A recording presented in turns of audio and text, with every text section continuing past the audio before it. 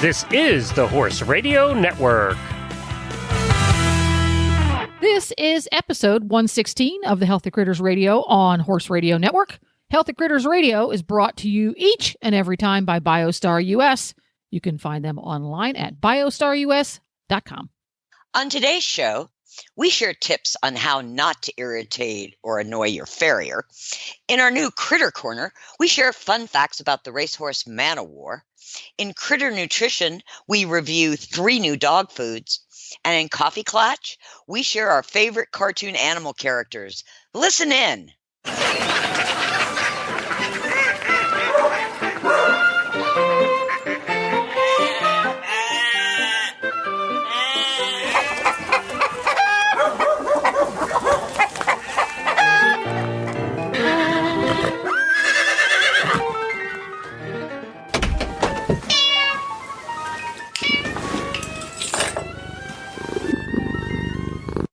I'm Tigger, and my co-host Patty is on vacation, but we still have, drumroll please, our producer Jen. Yay! Ding, ding, ding, ding, ding, ding, ding, ding, ding, ding, ding, ding. I get to take Patty's place today and ask Tigger questions that make her roll her eyeballs. Yay.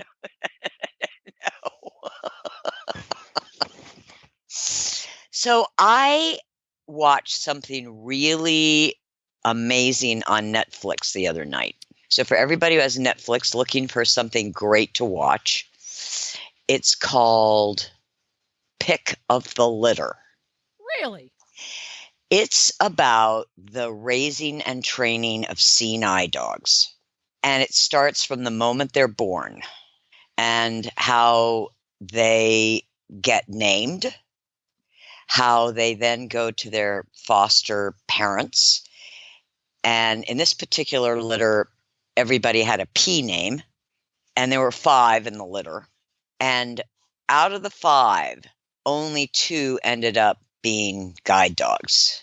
There were times when it just brought tears to my heart, not of pain and sorrow, but it so touches you, the relationship these foster families have with these puppies. And one puppy in particular was a little bit too much for the foster family, so it had to go to another foster family and learn some better skills. And you could just see the disappointment. I mean, we all know the incredible bond you have with your dog, and particularly with a puppy. And then how they train them to deal with city streets and curbs. And what really impressed me was the training of the dog to deal with a car, meaning to stop the human from walking into a vehicle. Yeah, that whole concept.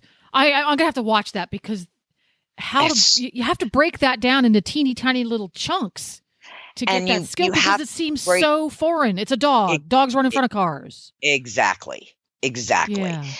And it's so amazing how the 2 that ended up as guide dogs learned to stop. And when the human blind person, who was actually the trainer, tried to take a step, the dog refused. And these dogs are, by this point, almost 2 years old. Mm-hmm. And then you see when they pick the dog to go with the person who needs a guide dog. Mm-hmm. And they go through training together. And it's just, it's so heartwarming. One of the dogs in the litter was going to be a breeder. So she got taken out and she'll have puppies. One was going on, he failed, but he had a really good nose. So he was going on to a scent program. Oh, and interesting. And the other one ended up with his foster raiser, who is a wounded vet who has PTSD. And the dog So he is a therapy dog, isn't he? In a way, yeah, just not for a blind person. Yeah. And yeah, it's so heartwarming and really interesting how they train these dogs and how often they reward them. And I think sometimes with puppies and young dogs, we forget about how important it is immediately when they've done something good to say, yes, you've done something good. Here's a treat.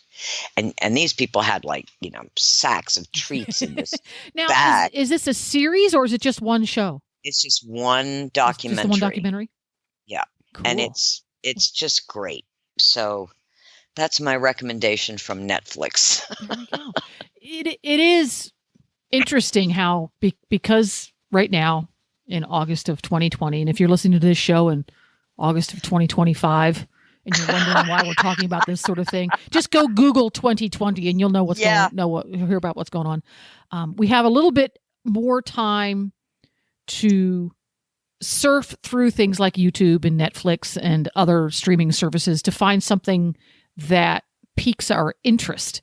And it is interesting how you go, wow, I didn't know that existed. There is actually interesting, useful, not stupid stuff on places like Netflix and YouTube. I really hang out a lot in the documentary section Me too. It's my favorite section. Netflix. It's my favorite section. Yeah, it's my favorite section of all streaming services. Yes, I love documentaries. And however, I am very excited about the release on Disney Plus of the live action Mulan. Come out. It's coming in September. In September? Okay. But I haven't in the previews, they don't show the dragon, which I'm very upset about. That may mean he's not done yet. If it's a that dragon was like one of my favorite characters along with the horse.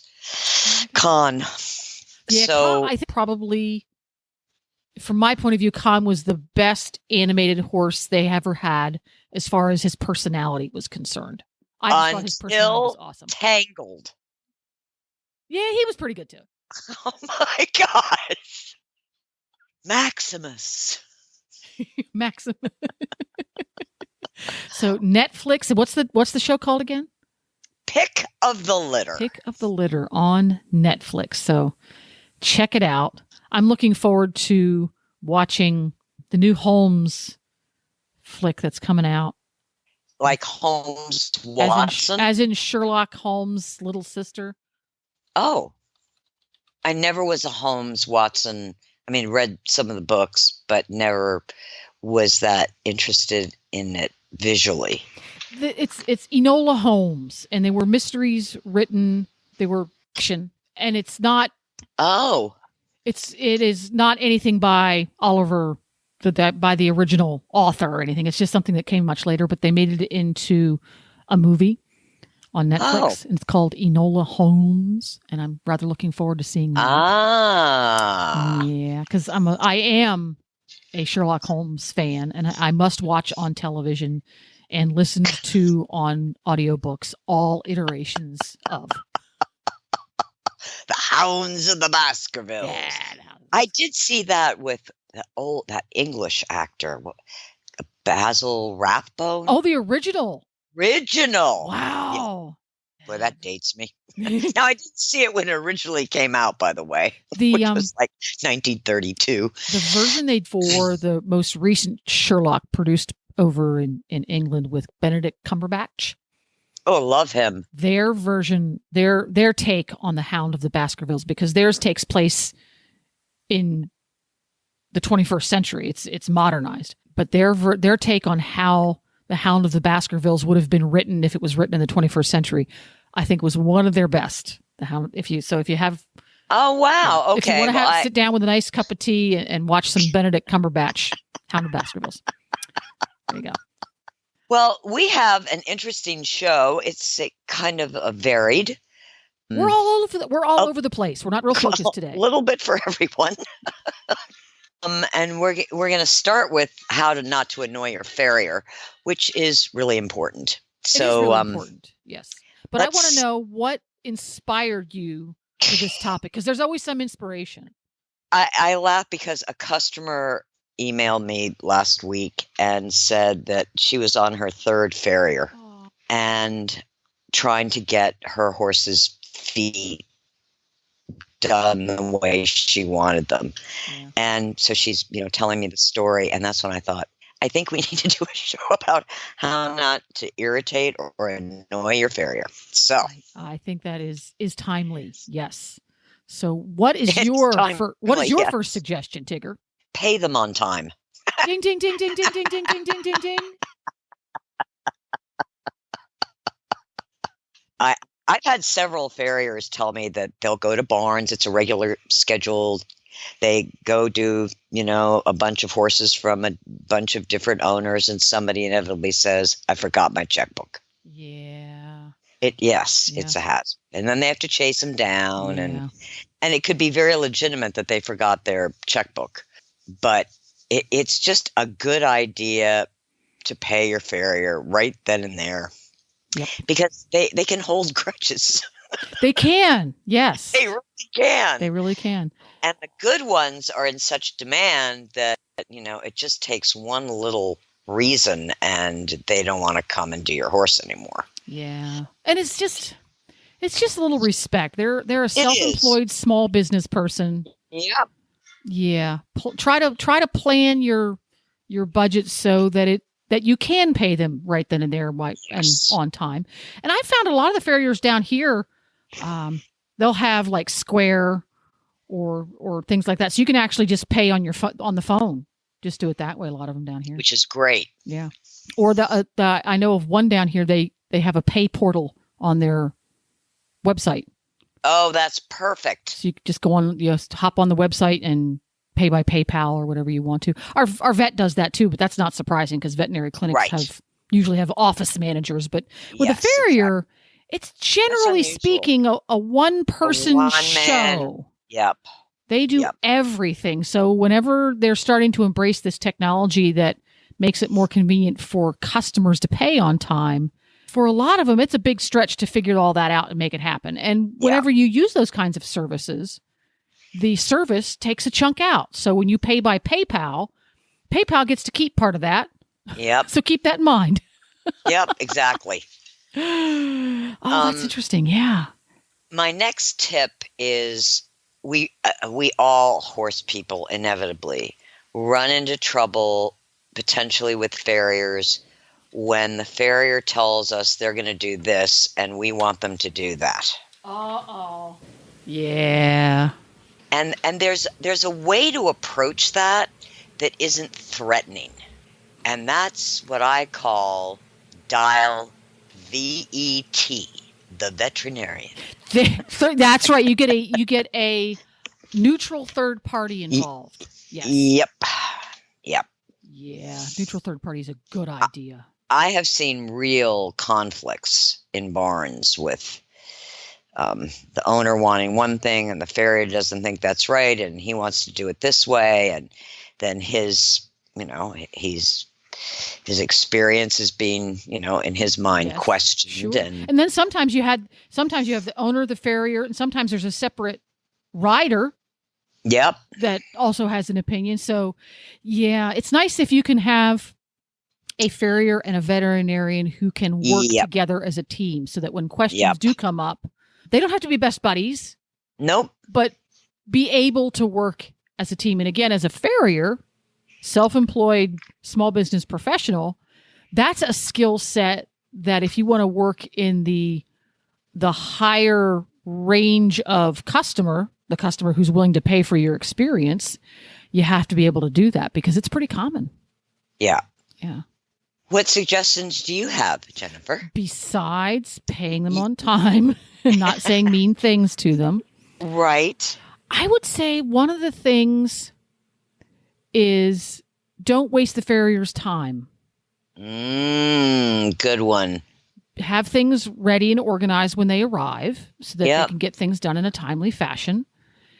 And it's not keeping up with the Kardashians. It's great to have chit chat because I'm putting my hand up right now. I talk my farrier's ear off. She has to tell me to shut up sometimes. And I'm okay with that because I do talk her ear off. But to just, and I see this a lot with vets, and it does happen a little bit less with farriers. Just because you love to talk about horses, you find things to ask that you don't really need to ask your farrier, just you have a reason to talk some more. Yeah. Good point. And it's like, okay, I got to go to my next appointment because they have an appointment after you, and that person has taken time out of their day to have their horse ready. And one of the things that I got this kind of feedback back in the day when I had a boarding and training stable in a previous lifetime. I had a new client come in who boarded their horse, and it was just your standard, straightforward, full care board. And part of their full care board was that if they wanted me to, I would make the appointments for the farrier and hold the horse. That was part of what they got, if they so choose. She said, sure, that's great. I don't have to take extra time off work. So we get the horse in. He gets into the rotation. And 9 months, a year go by. And the horse owner is out visiting her horse. And she said, his feet are looking really great. This is so cool, because when he came, they were just a hot mess. Can we start cutting back on how often his feet get done? They look fine. The lesson to that being, they look good. They look good because the schedule they're on. But especially if finances are tight, or if your horse doesn't compete at a high level, or if your horse has feet that are what you might call low maintenance, it's easy to just go, just wait 12 weeks, wait 14 weeks, wait till the shoe falls off. In the long term, you're not doing the horse any favors, because things get out of whack when you wait that long. And if you want to wait longer between trims because you need to keep your finances in order, ask your farrier to teach you how to do maintenance between trims.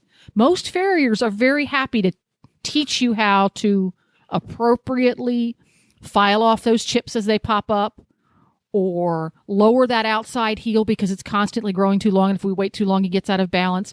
Ask your farrier those questions, because it's been my experience that almost all of them are happy to help you learn to do that between visits maintenance. Good point. There you go. And I still do Scooters, because Scooter's teensy weensy and he's barefoot. Unfortunately, you can't do this with shoes on. Scooter's hooves are about the size of a black and white cookie. A little bit smaller than a black and white cookie is how big his feet are.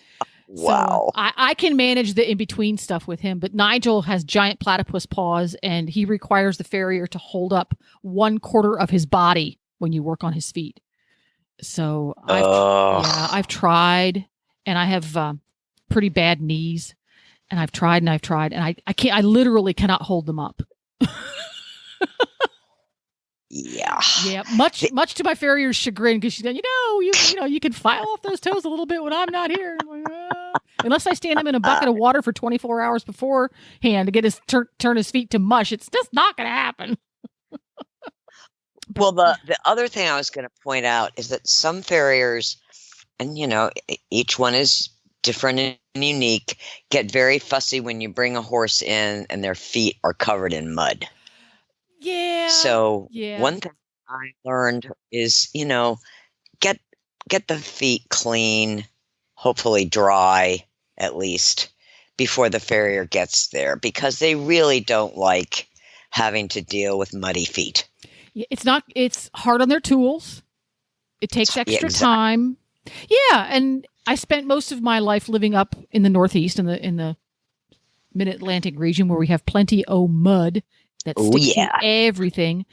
So you kind of develop a system. Your horse lives out, at least, or he's out before the farrier arrives. Okay, do I need to hose that foot off, or those feet off? Do I need to grab a stiff brush? Do I need to grab a towel? Yep. Figure out what works best for your type of mud and your horse, so that you can have a hoof that you can actually see the hoof wall. Right. And is reasonably dry. Yeah. Because I found out the hard way that hosing their legs off, they've been out in the muck and the mire, hosing their legs off, especially in the winter, is not necessarily best, because then the farrier has a sopping wet, slippery foot and sopping wet leg to put between his knees. So it's not always the best option. So work with what might work best in your situation. Yeah. So those are our tips for keeping your farrier happy and coming every 4, 6, or 8 weeks. Yes. Send them a Christmas card. Yes. That's a fruitcake. A fruitcake. Say thank you. every time they Say come out to thank visit. you. Yes. Yep. And smile. And smile once in a while. Yeah. Do not burden him or her with your personal problems. Yeah. Yes. Skip that stuff. Talk about really important things like your favorite cartoon characters. Exactly. Or the last Healthy Critter show. Ask them if they've listened to the Healthy Critters podcast. And if they haven't, say, give me your phone. I'd be happy to download it for you. Yes. Oh, I think that's a fabulous idea. Yeah. And speaking of fabulous ideas, it's time to talk to the talking Pomeranian. Oh my God. Are we ready for this?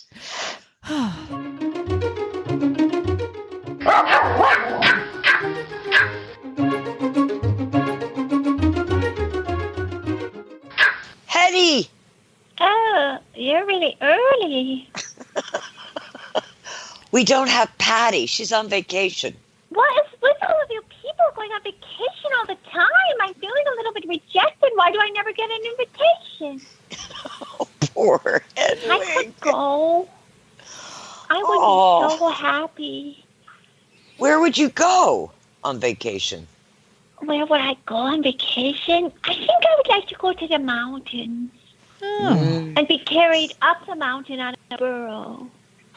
So if you went to the mountains on vacation, Hedwig, who would you take with you? My sister. Which one? Christabel. Christabel. Okay.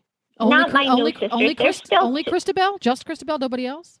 Well, probably the staff because of handling the baggage, you know. Well, that makes sense. Yeah. I actually see you on more like a llama or alpaca. No, they spit and bite. A burro. Burro.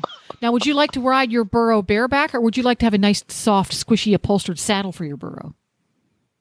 I would like my human to carry me on the burro. Oh, I see. You want an actual servant to hold you, cradle you in their arms on the burro. Yes. I see. Now, I'm thinking a backpack. You could just put Hetty in a backpack, sling her over your shoulder. Totally wrong. Yeah, see, then Hedwig wouldn't see where she was going. She would only see where she'd been, and that's no fun. Yeah. Now it's true that when my servant was a small humanoid, she was carried by her father in a backpack to climb a mountain. So maybe I could do that. I think you would enjoy it. I might, but what if I grew too hot? Well, the further up the mountain you get, the cooler it gets. So I don't think that'll be a problem. Maybe we'll send one of the new sisters as a test run. There you go. And from what I hear, trekking persons going up mountains and through forests, etc., like to carry chocolate. And cheese. Yeah. No, I don't think they carry cheese. No. Yes, they do. But chocolate, yes. Yes. Snickers bars are way at the top of favorite hiking foods. So I think you'd be set, Hedwig. I like any kind of chocolate is fine. So maybe a big bar or 7 could be packed with me in the backpack. Oh, and you eat them halfway before you even got to the top. I would eat all of them before we got to the top. Now, how tall of a mountain would you like your human riding a burro to take you? Would you want to go Everest size or maybe something a little smaller? I'm revising. I don't feel like the burro would be as rewarding for me as the human just carrying me up the mountain. Oh, okay. She needs to work on her quads. Well, to give your human a proper workout, she needs to carry more than a tiny Pomeranian. You need to have more of your family members go along. 7 pounds. Yeah. Well, I'm sort of short, so I would have to have books to stand on so my head could peek out of the backpack. Heavy books, because heavy books would give your human a proper workout. That's true. I'm thinking, 4 encyclopedia or something. Okay. Perfect. World Encyclopedia or Encyclopedia Britannica? Which do you prefer? I'm thinking more De Fabrica by Thalius. It was an elephant folio. Do you know how I'm big thinking those are? Oxford Dictionary. Yeah, no, because De Fabrica is bigger. Whoa. Those illustrations from Titian's studio of the human body, including the skeleton looking at its own skull in a contemplative manner. So I could view that while my human carried me. But you don't have any thumbs to turn the pages with, Hedwig. I will use my snout. I'm very resourceful. Good thinking. That's very clever. Yeah, I just drag my face across the priceless vellum. It's no problem. Okay, well that's good. Can't get anything by her. Can't get anything past Hedwig. No. She's got all the answers. Well, thank you for spending a little bit of time with us here this evening, Hedwig. And you keep us up to date on when you're going to begin your trek up the mountain. Yes. I'm thinking K2. Oh, perfect. Maybe Kilimanjaro.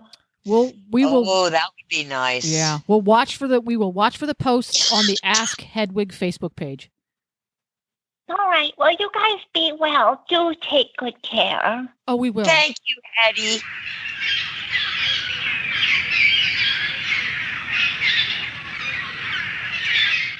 So here's our inauguration Critter Corners segment, which is fun facts about XYZ. Today it's Man O War.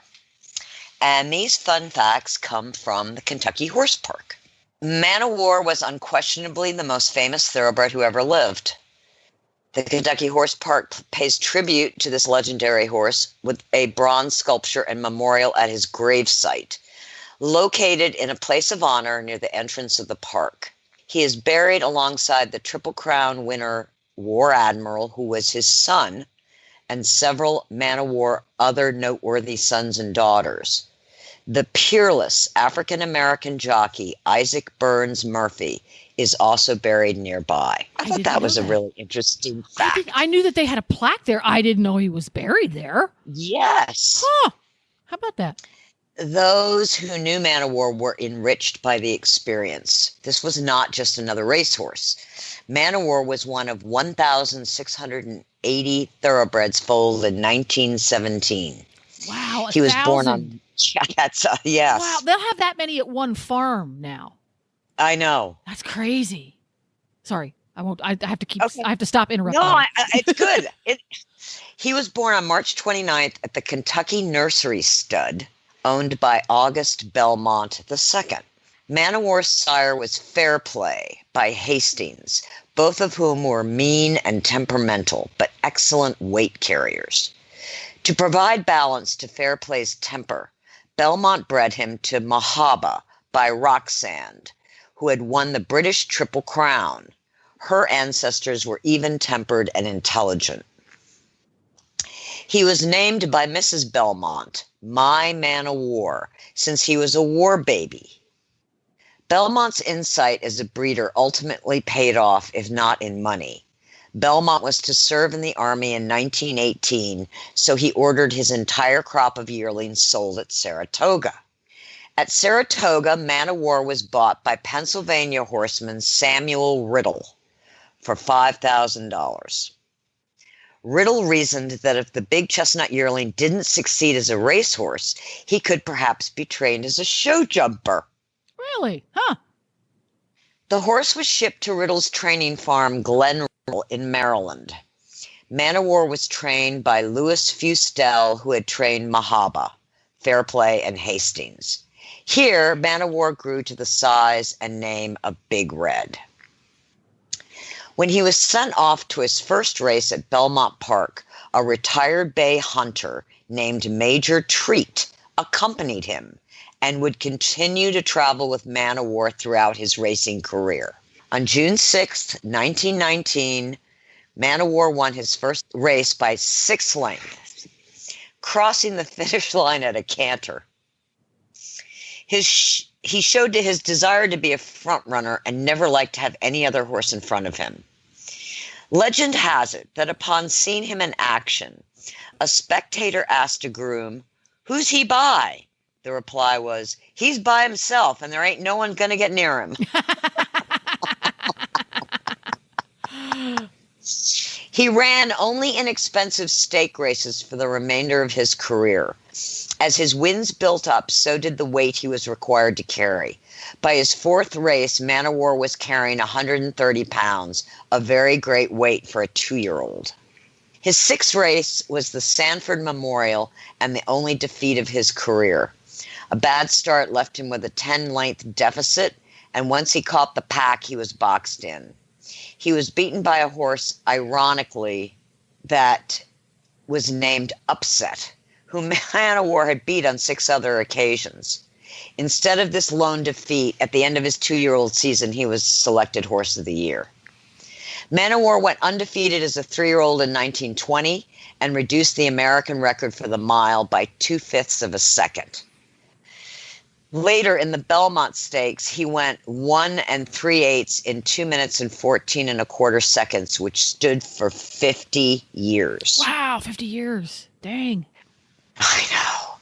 By the time of the Dwyer Stakes at Aqueduct, Man O War could find only one opponent, John P. Greer, a horse from the Whitney stables. In this race, Greer challenged Man O War, and the jockey used his whip for the first time.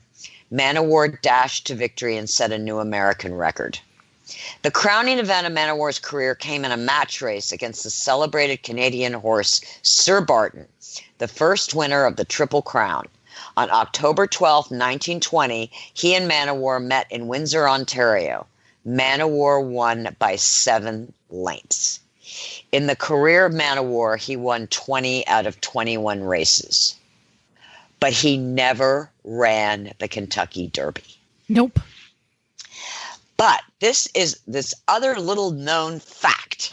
Ding, ding, ding, ding, ding. Okay, top secret, little known fact. What is it? He is the very first horse embalmed for a funeral. Really? Well, he was buried in a giant custom casket that could have held a grand piano. It reportedly took 13 men to move the 1,200-pound horse into his final resting place. Huh. How about that? And he died at the age of 30. Yeah, he was an old man. And he's died. You can find pictures of Man O War everywhere. And if you've never taken the time to go look at pictures of him, he was rather a stunning specimen. A very Secretariat-esque. Yes, very. You know, big chestnut. Yeah, shorter couple than Secretariat. Yes. I don't think that the style of a racehorse was to be particularly short coupled like he was at the time. I think the longer cover, more leaner. Yeah, longer back, lower head carriage was the style at the time. But he could hold his own today, is confirmationally in my personal opinion. Oh, for sure. My personal opinion. There you go. Cool. I didn't know some of those things. Yeah, that's Man O War. Yeah, I did not know that the name of the farm that Riddle owned was called Glen Riddle Farm, and I did not know that it was in Berlin, Maryland. I didn't know that he even owned him. I knew that part because I read the Man O War book did? by because growing up, anything that vaguely resembled the Black Stallion or anything written by the Black Stallion author, I was all about it. And of course, he had written a book. Yes, and I thought the Man O War book was really, really awesome because it was true. It was the real thing versus the Black Stallion ones which were made up. Thus, my early obsession with documentaries. Gotcha. Well, that's interesting. So we're going to rotate around. The Critter Corner is going to be a round robin. So next show, someone else besides Tigger will have it, and we'll just have to see what it is and what it's going to be. You'll have to tune in to find out. Yes. Coming up, it's nutrition time.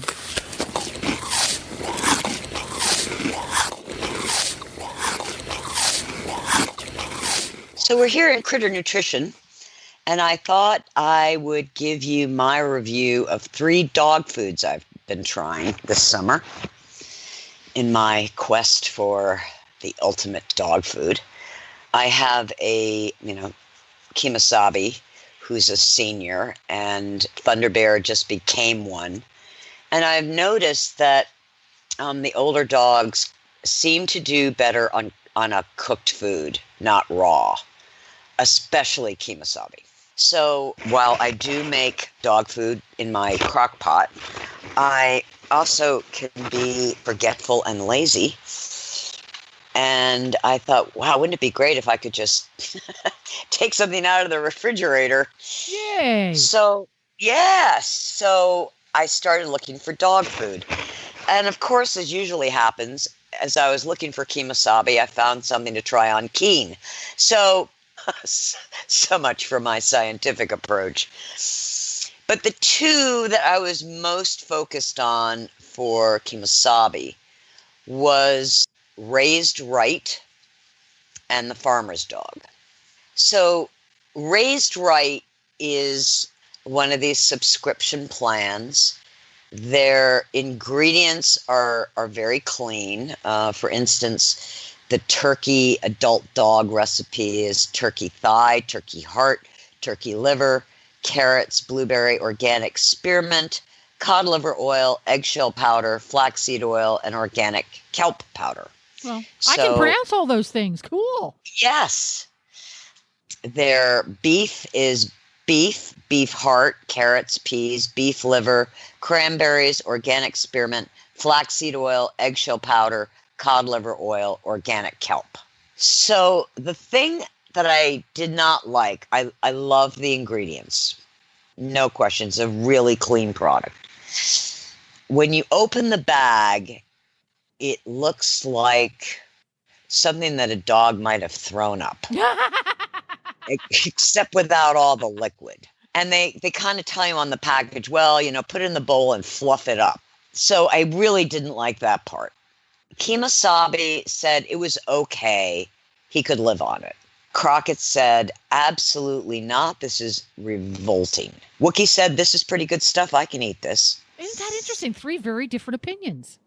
Very different opinions. And I don't know how much of it is sight. I mean, and I fluffed it up. Now, is it freeze dried? Or is it moist? I think it's wait a minute. Let me hang on. I will get that answer in just 1 second. Because I'm on their website. In the picture, it looks yummy. But that's not what it looks like when you open it up. It doesn't look yummy like the picture. Fluffed it. No, it does not. How do they do this? Low temp cooking. Okay. So, yeah, I looked at the picture. I went, how delicious. When you open the bag, you go, oh, not so much. So I had, one dog that thought it was great, one dog that thought it was terrible, one dog that thought it was okay. So depending on your dog, I would say a really good eater. Crockett can be a little bit fussy. He's an intact male. If there's a girl in season, he hardly eats at all. So, but it wasn't good for kemosabe. Okay. So that's Raised Right. Again, it's a subscription service. These subscription services are not cheap. And this particular company, they come in a bag that takes up a lot of space. So if you don't have a big, deep freezer, they're kind of clunky. So that's Raised Right. The Farmer's Dog has made a major hit with kemosabe, Crockett, Keen, Thunder Bear, the whole pack. Everybody thinks the Farmer's Dog is awesome. The human thinks the Farmer's Dog is awesome because they come in this sort of a long, like a salami, except it's clear. So it's not hard like a salami, but it's a long tube of plastic that you cleverly cut in the middle for 2 meals. Oh, how handy. Really handy. And they come with a nice... It's easy to divide up. And it comes in a nice little box that you put the one that you've opened and you don't need that day till the evening or the morning. Yeah. It's very clean. And let me give you some examples. Well, it's not coming up for me. My issue with Farmer's Dog is a little bit managing their website. because you have to tell them how many dogs you have. You're taken through these steps, which is a little irritating to me because I would just like to show me what you have and I'll buy it. Yes. Or not. Yes. So everything they use is human grade. And they don't let you find out about what you're feeding until you sign up for their plan. Yeah, which is they're gathering annoying. data before they let you get any information. Exactly. And for people But who I make will people who make websites out there, that's the best way to get me to stop and go to somebody else. 100%. It's awful. Yeah, I don't like that at all. Yeah. But now that I'm in it with one dog, the dogs think it's awesome. It's a little bit less dry than raised right. Mm-hmm. So it comes out of the plastic really easily. They literally inhale it. Now, does this also have to live in the freezer? Freezer or refrigerator. Okay. Because they're tubes. Yes. They're not bags. Yes. Oh, it's real. I mean, they don't take up a lot of space. Yeah. So 5 stars for the farmer's dog, except for the website. That sucks. Okay. Now, my Ollie, I had seen this recommended, and they come again in a plastic. You know how hamburger meat, or I should say buffalo meat, comes in the grocery store is in that. It's a little pack of, okay, that's how this dog comes from, this dog food. What I like about them is they basically use rosemary as their preservative. Mm-hmm. They use, similar to raised right, they use beef, the heart, the kidney, the liver. They use the meat parts. Yep. Organ meats. Yep. Chocolate block full of nutrition. With sweet potato and carrots and chia.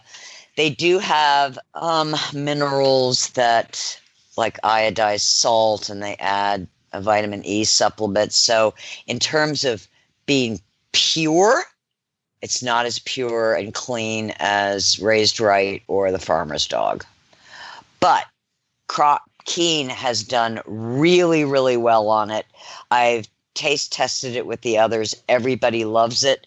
So it's been a good alternative. It's every batch I've gotten has been extremely consistent. And it also comes in a little plastic, not a jar, a container. So when you open it up and say you're only feeding a quarter or a half, you just put the rest in the little container. Mm-hmm. So 2 out of 3 get 5 stars. And I'm sure I could put everybody on the farmer's dog or everybody on Ollie. So if you're looking for a convenient cooked dog food, and again, older dogs need warming foods. Raw is too cold. Yeah, so I didn't even know. I had heard of farmer's dog, but I had not heard of those other 2 brands before. 3 very, very interesting options if you want to feed your dog better quality food and get him off the kibble. Yep. Yeah. Or if you just want to add it to the kibble. There you go. Reduce the kibble and add real food to it. Yeah. So, and one thing I must say I liked about Raised Right, you don't have to go on subscription. You can just order it as needed or subscription. So there's options, yeah. Flexibility. Yeah. And if you take your dog horse shows and travel, this is a really convenient food. Yeah. More convenient than raw. Yes, because that can be tricky if you that can travel. be very tricky. Yeah. Yes. Yeah. And sourcing ingredients even. I mean, that's right there. Yes. Yeah. Cool. Exactly. I mean, to do raw, I mean, I use, beef organs and beef bone, and you have to buy that from the raw food companies, the raw dog food companies. Yeah. But you can't just buy 1 pound. You got to buy 30 or 40 pounds at a time. Yeah. And if you have one dog, that'll last you a while. Yeah. And if it's a small one dog, well, yeah. Oh, I just bought 5 years worth of bones. you go. So that's my recommendation for Ollie and Raised Right and the Farmer's Dog. Real horses and real dogs are healthier, perform better, and recover more quickly on real food. That's why Biostar empowers horse and canine owners with 100% whole food nutrition, supplements, and feeding programs. Biostar products are made at their own certified non-GMO facility in Gordonsville, Virginia, using real food ingredients that are raw, freeze-dried, or dehydrated, never cooked, and are free from artificial flavors, colors, soy, corn, wheat, and molasses. The Biostar product line includes a wide range of whole food, horse and dog supplements, treats, and unique artisan poultices that embrace the ancient and traditional uses of clay and plants. Visit biostarus.com today and learn about whole foods and canine and equine nutrition so you can make the best decisions about the care and health of your horses and dogs. That's biostarus.com. Whole food nutrition the way nature intended.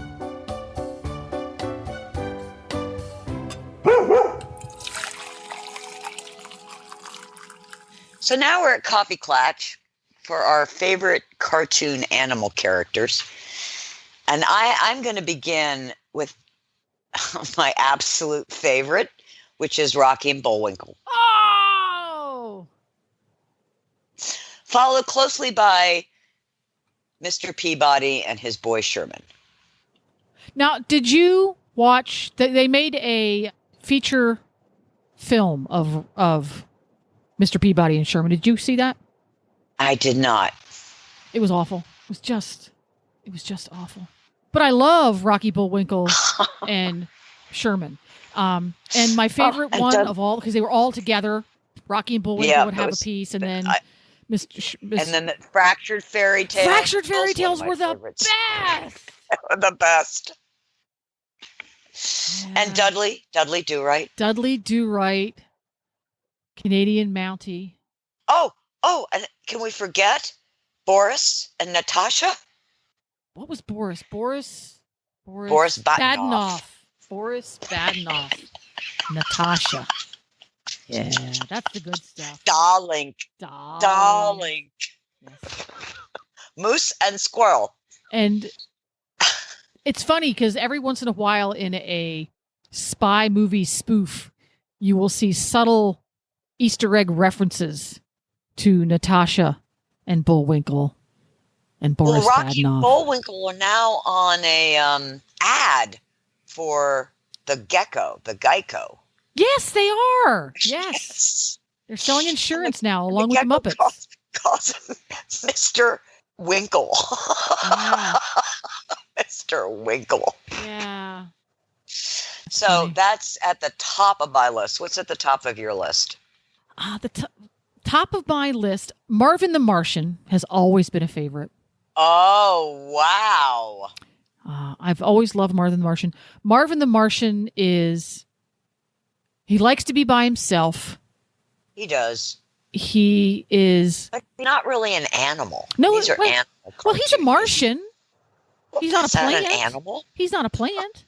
It's a fine line. Yeah. Marvin the Martian, because he's eternally optimistic. He's always I love sure. his music. Yeah, he's always sure he's going to blow up the world. Yes. And then I have a tie after that. Ooh. Between Winnie the Pooh and Snoopy. Oh, Winnie the Pooh. I love I'm Winnie the Pooh. Partial to that. And who couldn't love Snoopy? See, Snoopy made an impression on me at a very young age because me too. When we were kids, it was a big deal every year when the Charlie Brown Christmas special would come on, or the Charlie Brown Halloween special would come on. And particularly in the Halloween special, Snoopy played a large role. Yes, he did. I remember watching that as a little kid and being utterly confused, like, wait a minute, we have kids going trick-or-treating and now we have a dog flying a doghouse. What the heck is going on here? Is this some kind of an acid trip? I was so confused. I didn't realize it was in Snoopy's head. I just didn't get it. Yeah, it took me a couple of viewings, a couple of Halloweens to figure out that Snoopy was imagining all of that, and I have always appreciated Snoopy's embrace of the holiday light. Oh, He's okay with it. Put the lights on. It's okay. Oh, that was one of my favorites. Yep. So they're at the top.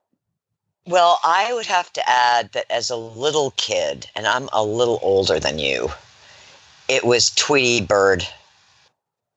See, I wanted the cat to eat Tweety Bird. I really did. Tweety Bird was so annoying, but I just thought annoying. He was just. I loved that he outsmarted Sylvester. So I was I named my canary Tweety Bird. Of course you did. Of course I did. And I loved Wile E. Coyote and Roadrunner.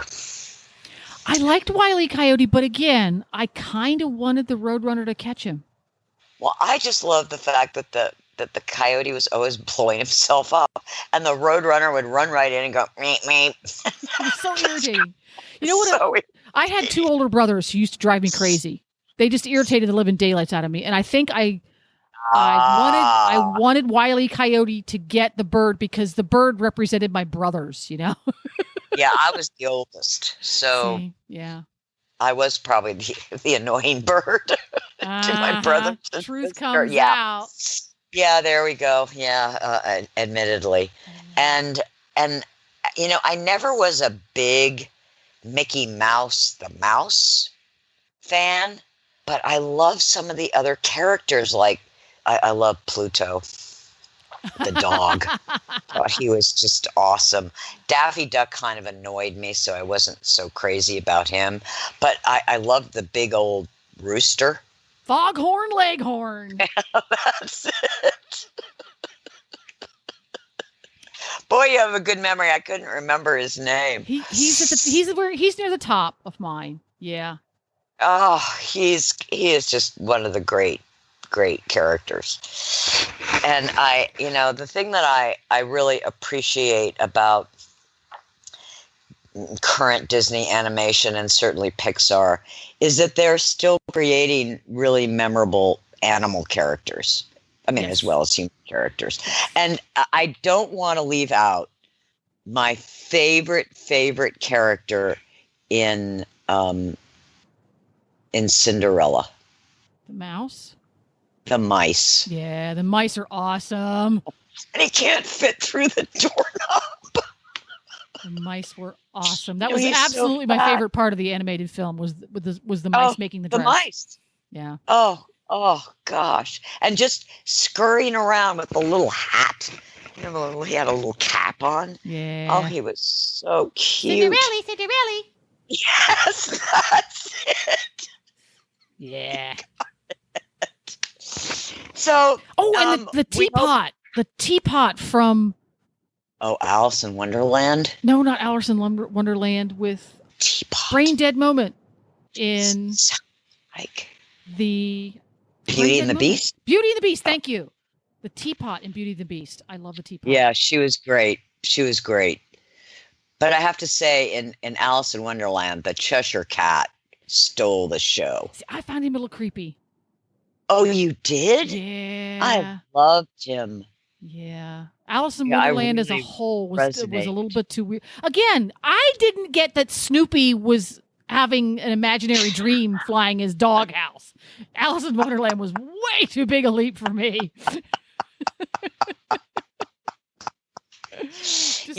I read The Lion, the Witch, and the Wardrobe, I think when I was in maybe third grade, second grade. I was a very advanced reader. So I was already into the imagination part. Wow. Yeah, I did not learn to appreciate fantasy until probably high school. Really? Yeah, I read the Lord of the Rings trilogy in probably 6th grade or so. But previous to that, fiction was about as far as I was willing to go. I would read some science fiction. Asimov, 4th grade, loved Isaac Asimov. Oh, wow. But straight fantasy was a little bit beyond me. I didn't quite get it until I read Lord of the Rings, and I went, oh, now I get it. Yeah. Great books, terrible movies.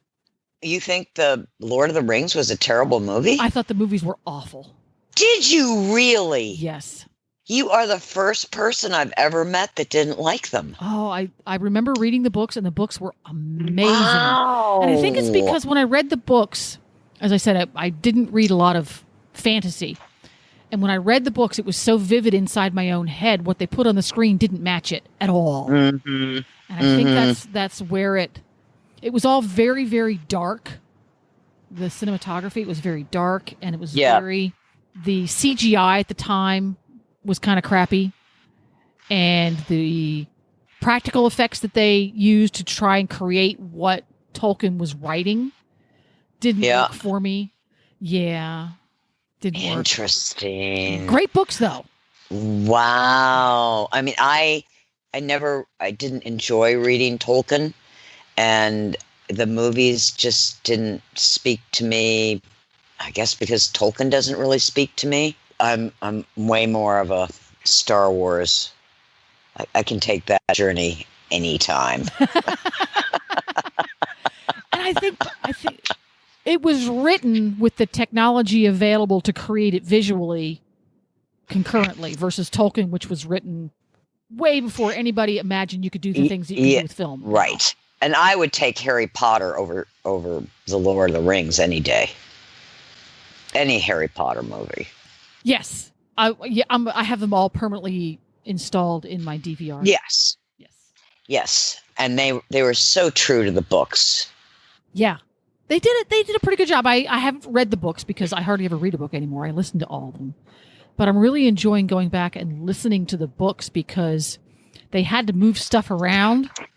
And there's certain plot lines that they completely left out.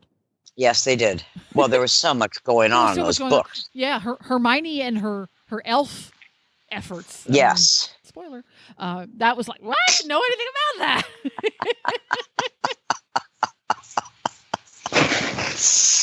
Well, if we've taken you down a little walk down memory lane of your childhood and cartoon characters, we can't forget Garfield just as a passing note, even though he wasn't in my childhood, but Garfield's one of the great cartoons. Back when the printed cartoon was king. Yes. And the lighter side, which wasn't really animals, but occasionally featured them.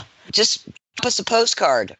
That's right. Biostar US, 1 Cleveland Street, Gordonsville, Virginia, 22942.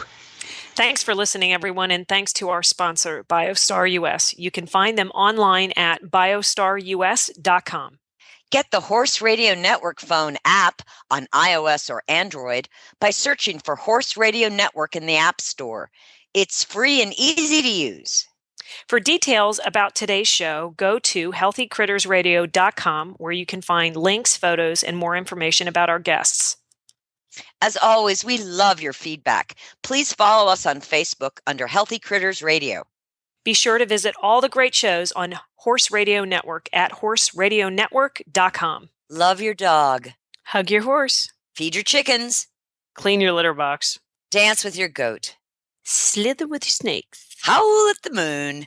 Hang with your hamster. Party with your parrot. Waddle with your walrus. Outwit your otter. Cuddle your cows. Rap with your raptor. Go chipping with your chipmunks. Forgive your fox. While hedging your hog. We also recommend that you rack with your raccoon. Gyrate with your giraffe. Meditate with a meerkat. Uber with your orangutan. Facebook with your flamingo. Ponder with your panda. Walk with your Wookiee.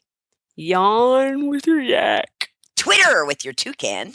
Go raining with your reindeer. Dropbox your dragon.